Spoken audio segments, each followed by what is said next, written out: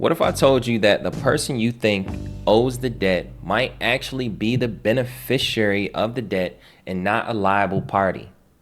In this video, I'll break down the beneficiary principle in trust law and finance and how this flips the idea of debt completely upside down. You understand me? What if you were never the debtor, but the creditor acting on behalf of the true beneficiary?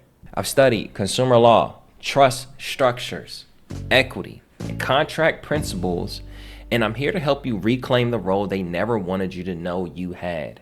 Now, before we dive into this video, this is not legal advice. This is not financial advice. Make sure you do your due diligence. You dig me?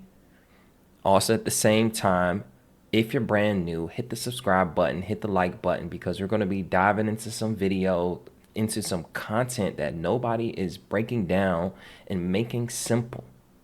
Okay? Also, happy Friday to you guys. Dig me? If you're watching this on a live stream, what is going on live stream? If you're watching this on the YouTube, it's 8:30 at night. Make sure you guys are having a safe night after this video. You could be doing anything else in the world, but you taking the time to tap into this video so that you can gather this game of knowledge and fully understand the role that you play. Now, the reason why we're having this conversation about the role of the beneficiary principle is because a lot of times people have the conversation and they want to know, okay, bet, how do I become a sovereign citizen? Do I fill out these forms? Do I fill out this paperwork, this, that, and the third? And yes, in most cases, why not? But you don't have to necessarily fill out the forms and all of that just to become a sovereign citizen or to fully be able to benefit as the beneficiary, okay? We talk about this SKV trust. We talk about, the straw man and all of that. And most of us think that in order for us to fully benefit, we have to fill out all of these forms and documents and this, that, and the third in order to be able to gather that. But what I'm going to, not only will I be able to talk about that towards the end of the video, so make sure you stay all the way to the end, but I'm going to help you understand what is really happening, help you understand how you are the beneficiary, because once you know how your role in this economic system, it doesn't really matter if you do paperwork. You can always communicate it, okay? This is why I focus on the education aspect of it, so that one doesn't feel like they need to go through all of these hoops and steps in order to be able to exercise their benefit. You can exercise as the beneficiary as long as you know these key things, okay? Now, what we're going to be talking about is the trust law basics, breaking down what a grantor, trustee, and a beneficiary. We're going to be talking about when you sign, who becomes what actually happens when you sign your promissory note, who is the beneficiary, X, Y, and Z. And then we're going to also talk about the laws that support this framework. One of the key things that I talk about in my videos are the laws that give it legal merit, because I'm really talking based off of truth. I don't want to make this a theoretical concept. I want to make this more truth-based, because when you make it a theoretical concept, then people move with emotion, and I don't want you to move with emotion. I want you to move in truth. I want you to move with facts, okay? Because they can't beat facts. You dig me? And then we're going to also talk about how to reframe yourself as the grantor or the beneficiary, so that they don't just treat you as the debtor that doesn't get a benefit. Okay, so let's dive straight in.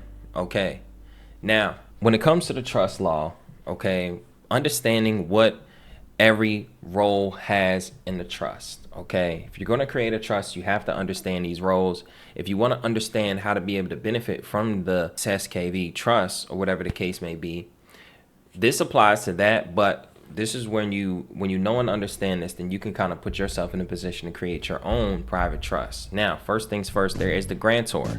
Okay, the grantor is the one that creates the trust. All right, so in this case, if you were to create a private trust, you are the one that is the grantor. Okay, if we talk about the SKV trust, then the grantor would be the United States, since they're the ones that created it. Okay, number two, the trustee is the one that manages the trust. Okay, has a fiduciary obligation to the trust, essentially maneuvers and moves the money within the trust. So grantor entrusts the trust to a trustee, and the trustee does the work within the trust. Okay, the grantor just creates it, makes the guidelines, sets up the purpose for the trust, and the trustee carries out the purpose of the trust. You understand me? And then lastly, there is the beneficiary. The beneficiary receives all the benefits. You dig me? So the beneficiary receives all the benefit, and in the aspect of they don't really necessarily have to do anything specifically. Okay? So what happens is, let's just say if there's a will, okay? Grandma, grandpa, mom, dad creates the will. More than likely, they're going to entrust it to a family member, attorney, somebody that is trusted. And then you, hopefully, if they love you, are the beneficiary. Okay?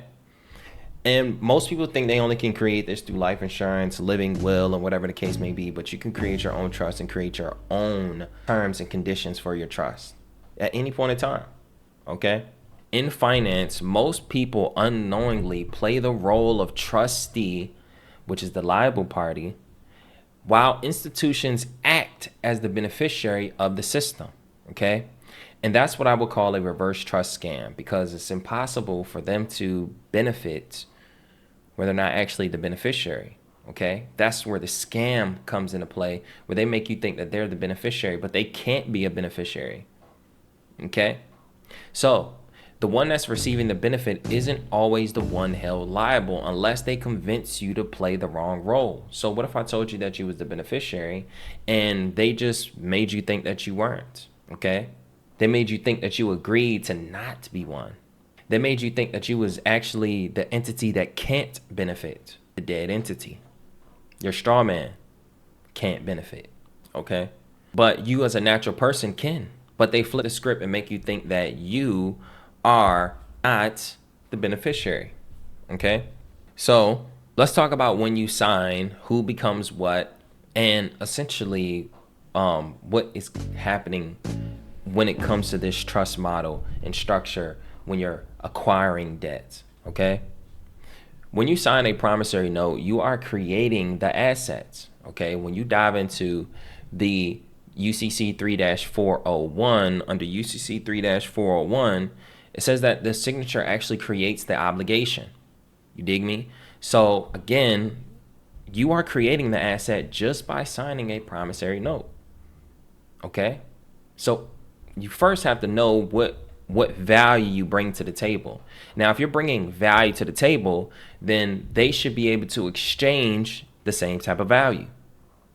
In essence, they should be giving you lawful money, which they don't or cannot give you. So once you create that asset, which is a financial asset to the bank, they then monetize that note, your promissory notes, or in other words, securitize it. So when they securitize it, long story short, they sell it to Wall Street. They sell it to as mortgage-backed securities. They sell it to the other foot. And when that happens, this is something that makes it a financial instrument. Okay? So when the note is monetized or securitized and it becomes a financial instrument to the bank, you become the source of value, which in a trust model, you become the grantor. Okay? So if you become the grantor, then you are technically the one that created the value. But this is what they do, is they shift the liability to you by placing you in the role of the trustee. Remember, the trustee is the one that's liable to, or has a duty and a fiduciary obligation to maneuver what goes in and out of the trust. Also typically holds the obligations. Okay? Now, when they do this, they then shift it to where you are the trustee, but the reality is they are the ones who are the acting trustee or a fiduciary, and the bank or servicers become the beneficiary, where they receive the interest, payments, and financial benefits when it's actually supposed to be you, okay? So they trick you into thinking that you owe them when you actually created the very asset that they profit from. It's a way that you look at this. Yes, by all means, you may think that, oh, it's a debt. And if it's a debt that needs to be owed, then I should be paying it back. But what if I told you that you're not the one that should be paying it back? Because they're the ones that actually extracted value from what you signed or what they're saying you agreed to. Okay? You're the one that's creating the value. You dig me? They cannot create the value. And as a matter of fact, they only can create credit based off of the energy that you put in. And we're going to talk about that. Okay? Little known thing called full faith and credit. The reason why credit can be created is literally because we give our full faith. Okay? We believe it. All right? So we're going to talk about the laws that support this framework. First things first, I want to dive into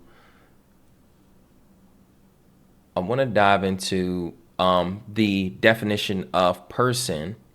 Okay, the definition of person, and this is under UCC 1-201. Okay, under general definitions, and when we go all the way down to, and they have some really key definitions. Okay.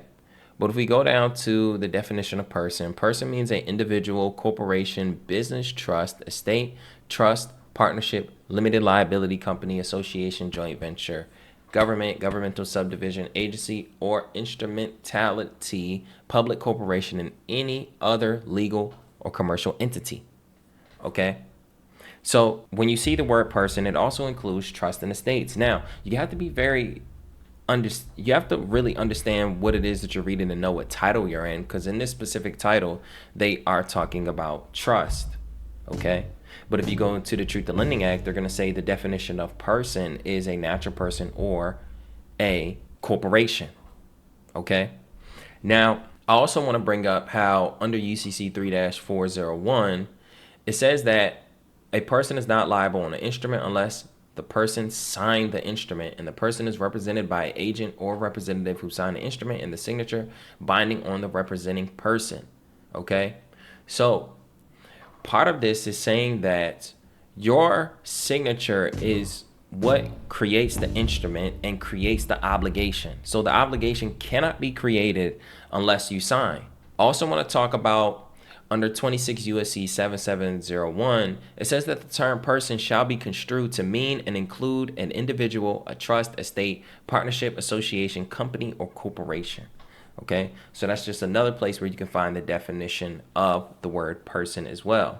Okay, then we want to dive into UCC 3-305, which essentially gives you the ability to challenge anybody who is not the true holder in due course, who cannot prove that they're the holder in due course. And it also challenges things like whether you have signed an instrument based off of duress, lack of legal capacity, illegality of the transactions, such things as, inducing you or persuading you fraudulently and making you sign something without having full understanding of what it is that you're signing. In a situation like that, they should disclose that you are the one creating the obligation, that you are the one creating the value. Okay? So that's under UCC 3-305. And then you can dive into 31 USC 3123, which talks about payment of obligation and interest on public debts. Okay?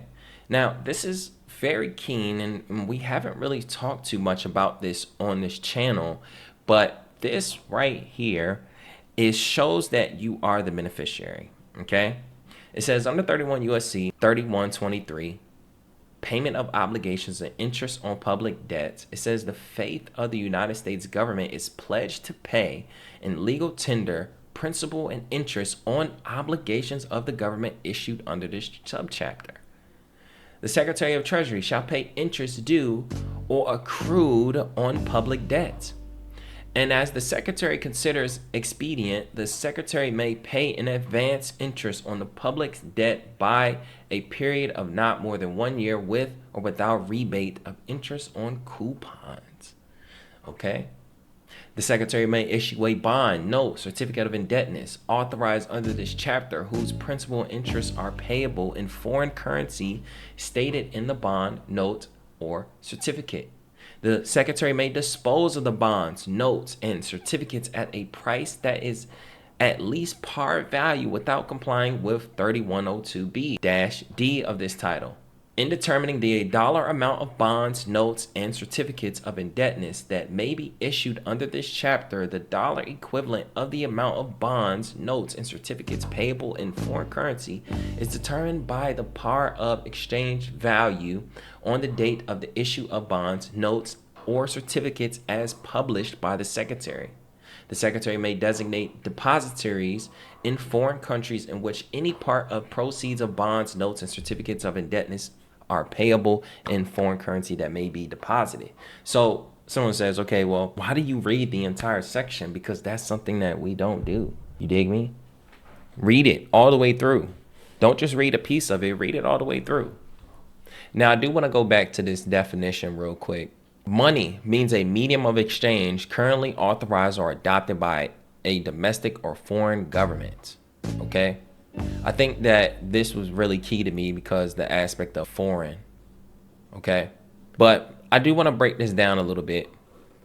When you think about it, the law is titled, okay, Payment of Obligations and Interest on Public Debt. So it's basically saying that the government pledges the full faith and credit of the United States to pay its debts, okay?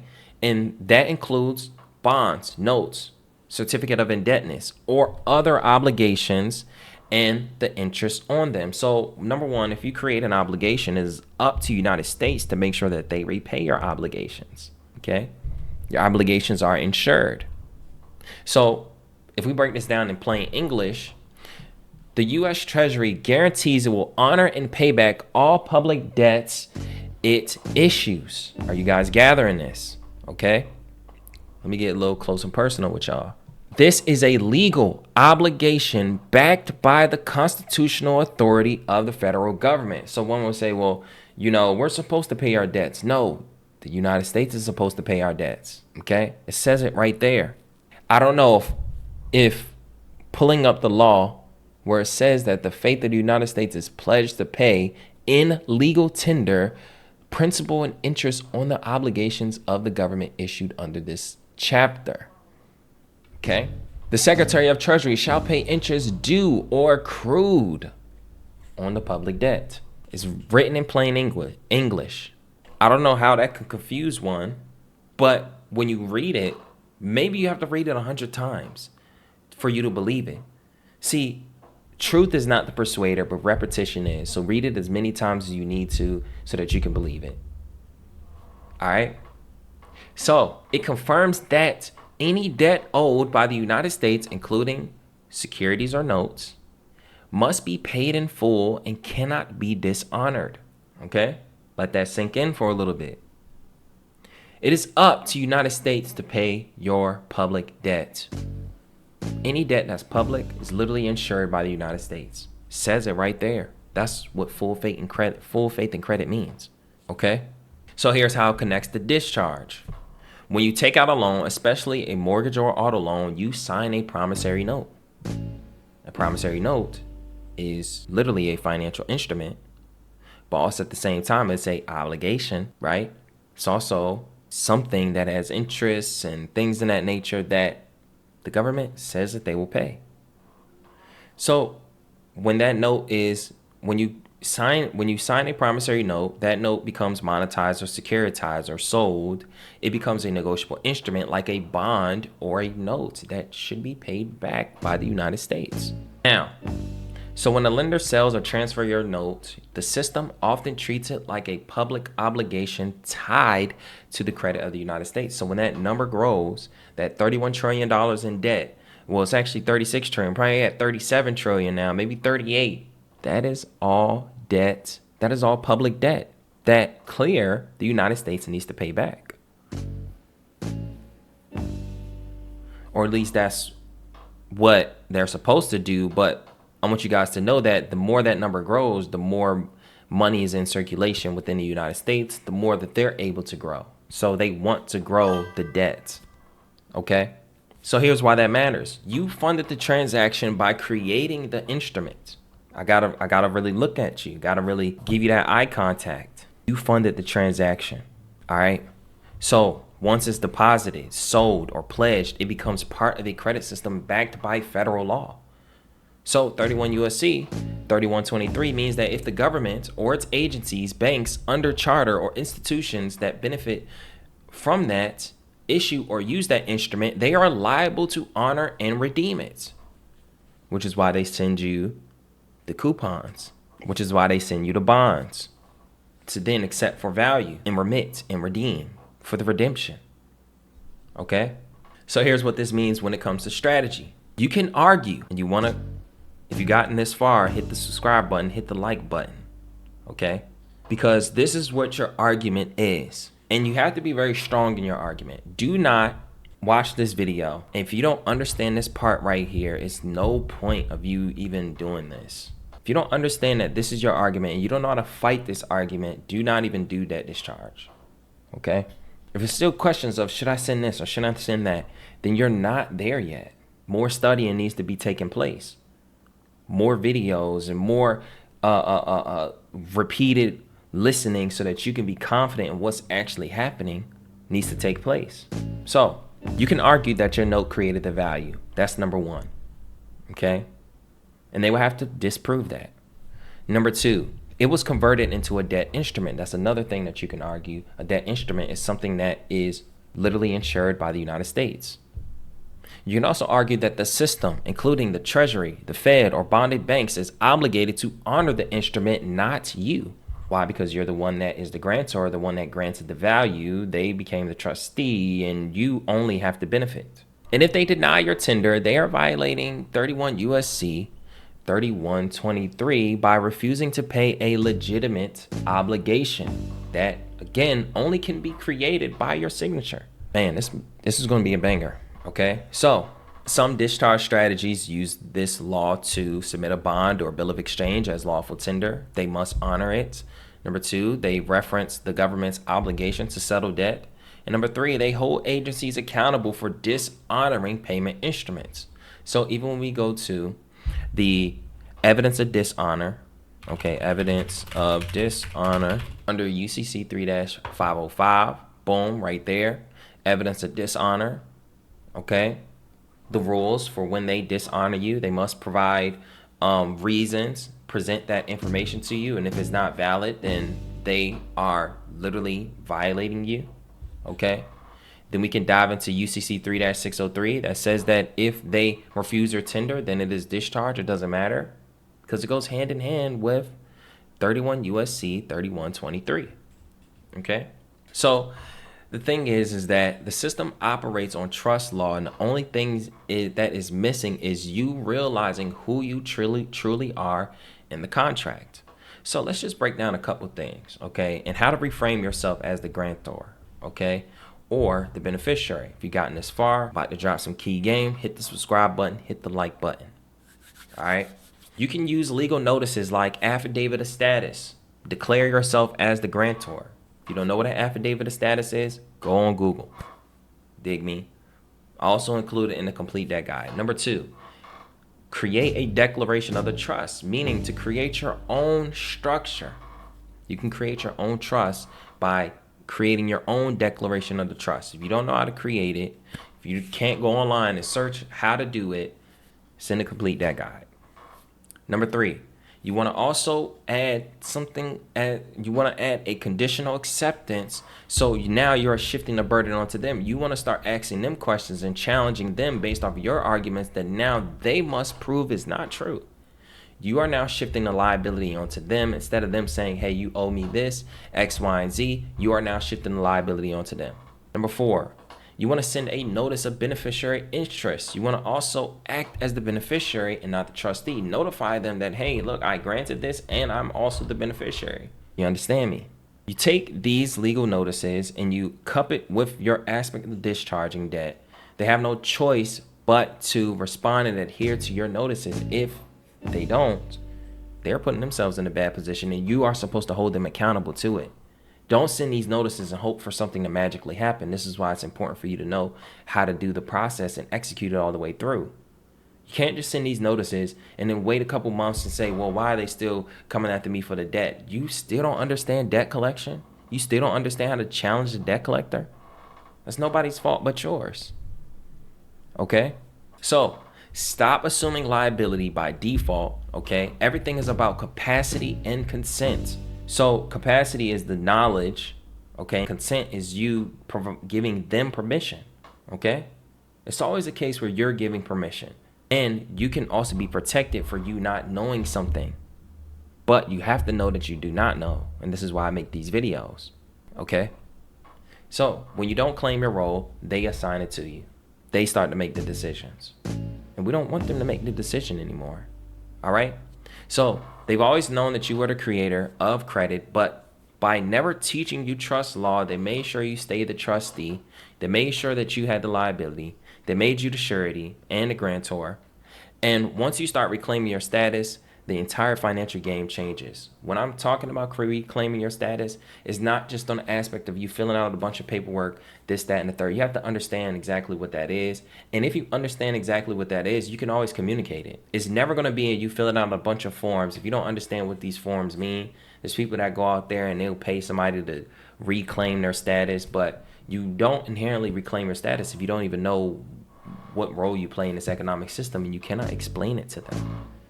You cannot confidently use that to your argument, okay? You cannot put them in their place, because you'll write all of these and send this and they'll say, no, you can't. That's not true. And you're going to say, you know what? You're right, because that's what you hear all the time. Now, if you've gotten this far, thank you guys for tapping into the video. Down below is to complete that guide. I'm going to have a beneficiary reversal kit that I'm going to put in there within this week.